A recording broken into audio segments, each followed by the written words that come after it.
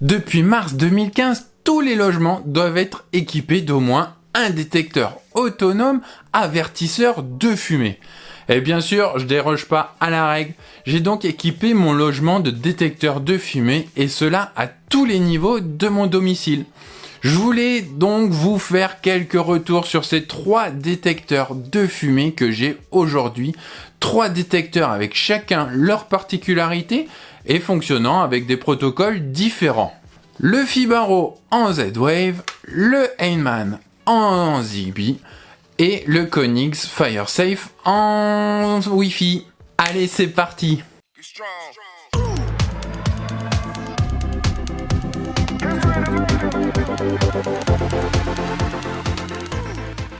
Bonjour, c'est Thomas, bienvenue dans les entrailles de mon journal, de mon carnet de notes dédié à la domotique. Je suis ravi de vous retrouver aujourd'hui pour une nouvelle vidéo. On va parler un peu de matériel et plus précisément de détecteurs de fumée. J'en possède 3 actuellement et je voulais vous montrer un peu le comportement de chacun. Bien sûr, ils détectent la fumée, mais parfois ils peuvent nous remonter un peu plus de données. Je vais commencer par le détecteur que j'ai depuis bientôt 3 ans maintenant, le détecteur FGSD 002 de chez Fibaro et qui fonctionne lui en Z-Wave. Il est conforme à la norme EN 14604 de 2005 et parce que certains matériaux brûlent sans fumée, Fibaro a décidé d'inclure une protection supplémentaire dans son détecteur de fumée sous la forme d'un capteur de température. Si la quantité de fumée n'est pas suffisante pour déclencher l'alarme, alors l'appareil sera toujours en mesure de détecter une menace en détectant en fait un changement rapide, une montée de température causée par le feu. Un changement rapide de la température ou une augmentation jusqu'à 54 degrés est suffisant pour que le capteur de fumée détecte une menace et signale aux habitants de la maison le risque. Seul ce type de capteur de fumée offre une efficacité élevée indépendamment de ce qui brûle. C'est en plus bien pratique pour moi car cela me permet de remonter dans mon système domotique la température de là où est installé mon détecteur. J'ai intégré ce détecteur dans Z-Wave 2MQTT pour ma part. Vous savez que je suis un fervent utilisateur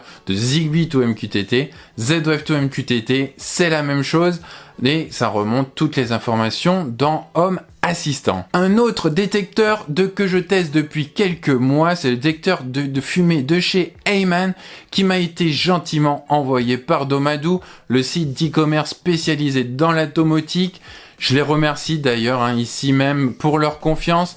J'ai été agréablement surpris par ce détecteur de chez Heimann que je regardais depuis un petit moment et qui, je sais pas, sur les photos, j'avais l'impression qu'il était bien plus gros que ce qu'il n'est en réalité. Ce produit, c'est un détecteur de fumée photoélectrique intelligent qui utilise, lui, le protocole Zigbee ultra basse consommation.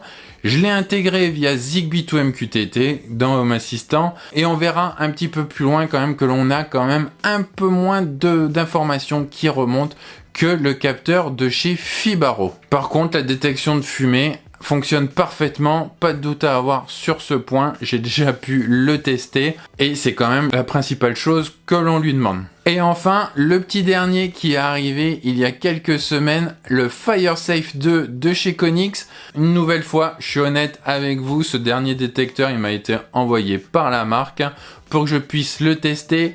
Comme d'habitude, je reste libre de dire ce que je pense du produit, c'est d'ailleurs pourquoi je l'inclus dans ce petit comparatif avec les 2 autres détecteurs. Ce détecteur, on voit qu'il est un peu plus gros que les autres et celui-ci il fonctionne en Wi-Fi. Bien sûr, il est possible d'utiliser l'application Konix, mais il est compatible avec Tuya. Donc je n'ai pas manqué de l'ajouter à Home Assistant via l'intégration Tuya que je teste depuis quelques semaines. Avec l'intégration Tuya, j'avoue que ça fonctionne pas trop mal. L'intégration elle reste très simple. Dans l'application, on retrouve juste l'information de la détection de la fumée et le niveau de batterie. Voilà, ça fait là aussi le taf. On va passer un petit peu sur l'ordinateur pour que je vous montre sous Home Assistant les informations exactes qui remontent et comment il est possible de l'intégrer à son système domotique. J'ai préparé pour l'occasion un petit dashboard spécialement pour les détecteurs de fumée avec les 3 détecteurs de fumée dont je viens de vous parler, le Fibaro, le Heyman et le Konix. On voit déjà très rapidement, c'est très visuel, que les remontées d'informations sont vraiment pas les mêmes. J'ai voulu aussi comparer la remontée d'informations du Fibaro qui se fait soit via MQTT, donc via Z-Wave to MQTT, soit via le Z-Wave JS, donc vraiment le module, on va dire, natif dans Home Assistant. Donc on voit là aussi très rapidement qu'il y a plus d'informations dans le cadre de Z-Wave JS que dans le Z-Wave to MQTT.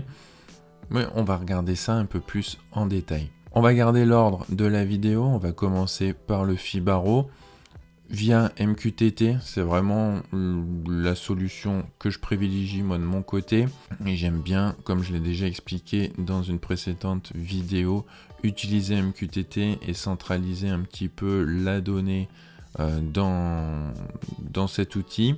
Et on va voir en plus qu'il y a forcément les valeurs qui m'intéressent le plus.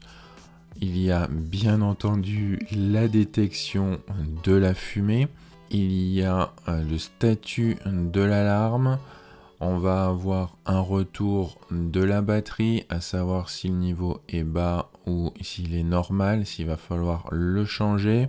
Sur le Fibaro, on a également un capteur de voir s'il est dévissé, si on l'a défait ou pas.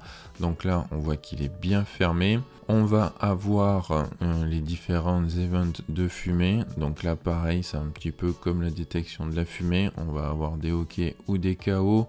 De même pour la partie hardware qui est testée assez régulièrement. Et on va avoir la fameuse partie qui concerne la température. Donc avec le Heat Sensor Status qui est normal. C'est comme ça qu'il va pouvoir détecter également s'il y a un potentiel feu, c'est-à-dire une élévation de la température, comme je l'ai expliqué. Donc là, on aurait une autre valeur. Et il nous remonte également la température de l'endroit où est installé le détecteur de fumée.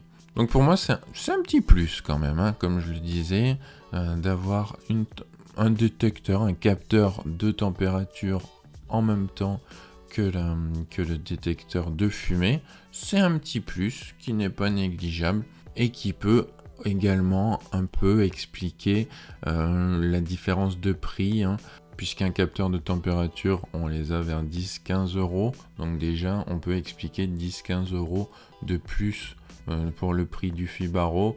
En plus, qui fonctionne en Z-Wave. On sait que le Z-Wave est plus cher que les autres protocoles. Le Fibaro, on va le trouver autour des 70 euros. Voilà, on sait qu'avec le Z-Wave, déjà, le matériel est un peu plus cher. Si on veut comparer avec la remontée d'informations avec Z-Wave JS, donc on va dire plus nativement avec Home Assistant, on voit là qu'il y a un peu plus d'informations. On a bien entendu la détection de la fumée. On a toujours cette température. On va avoir également l'alarme status, le cover status, donc ça c'est exactement la même chose. On va avoir également la détection via une modification de la température. Donc ça reste commun, mais on va avoir en plus là un temps, c'est ça que je trouve assez intéressant.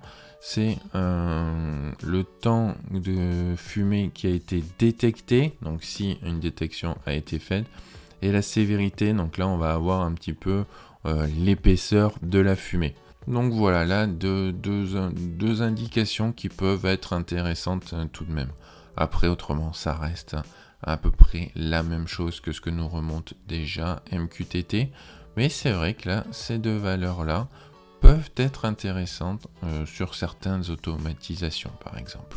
Et après on retrouve les batteries bien entendu. Si on passe maintenant au détecteur de fumée de chez Heyman et de chez Konix, là on voit que c'est bien plus simple, il y a moins de remontée d'informations, on voit que c'est identique ce qui est remonté.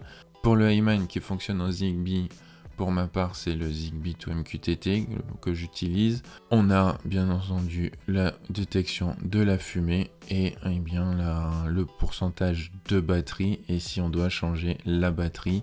Le Heyman, le détecteur, on le trouve autour d'une trentaine d'euros. Donc franchement, pour remonter les informations qui sont la base pour un détecteur de fumée, ça vaut vraiment le coup ce détecteur. Et enfin le Konix, la même chose. Alors le Konix lui qui fonctionne en Wi-Fi, donc là je l'ai intégré via l'application Tuya. Bien sûr, si vous utilisez ensuite l'application Konix, vous aurez un peu plus d'informations qui remonteraient sur l'application. Mais là, en tout cas, dans l'intégration de Home Assistant, on a la détection de la fumée et la batterie exactement pareil que pour le Heyman. Le Konix, lui, FireSafe, qui fonctionne en Wi-Fi, vous allez le trouver autour d'une quarantaine, cinquantaine d'euros sur Amazon par exemple. Comme toujours, je vous mets les liens en description. Les 3 détecteurs de fumée que je vous ai présentés, ils font tous très bien pourquoi ils sont faits. Ma préférence, elle va quand même peut-être parce que je l'ai depuis le début à Fibaro qui remonte bien plus d'informations que juste la détection de fumée. Le fait que je puisse aussi avoir la température, pour moi, c'est un réel plus. J'ai pu vérifier en plus avec le thermomètre traditionnel et la température affichée, elle est bonne. Et cela pour une taille qui reste quand même petite. Le détecteur se laisse oublier, mais clairement, si vous cherchez juste un détecteur de fumée, parce que c'est pas le même prix non plus, alors les 2 autres peuvent également faire le job. Si vous préférez le Zigbee ou le Wi-Fi, les 2 répondront à votre besoin. Je trouve le FireSafe de chez Konix un petit peu gros, mais quelque part, il est de la même taille que la plupart des détecteurs non connectés que l'on peut trouver dans le commerce. Ce dernier, en tout cas, de chez Konix, il va rejoindre la maison familiale. Je vais pouvoir l'intégrer dans un tableau de bord spécifique à cette seconde maison. Et ça, je vous en reparlerai, vous le verrez très certainement très bientôt. Et vous, alors, vous avez un détecteur de fumée connecté, je pense. Je suis curieux de savoir les modèles que vous possédez. N'hésitez pas à le mettre dans les commentaires et de dire les avantages et les inconvénients que vous leur trouvez. Ça permettra de pouvoir partager également votre expérience. Merci d'avoir regardé la vidéo jusque là et je vous dis à très bientôt pour une prochaine vidéo. Bye bye!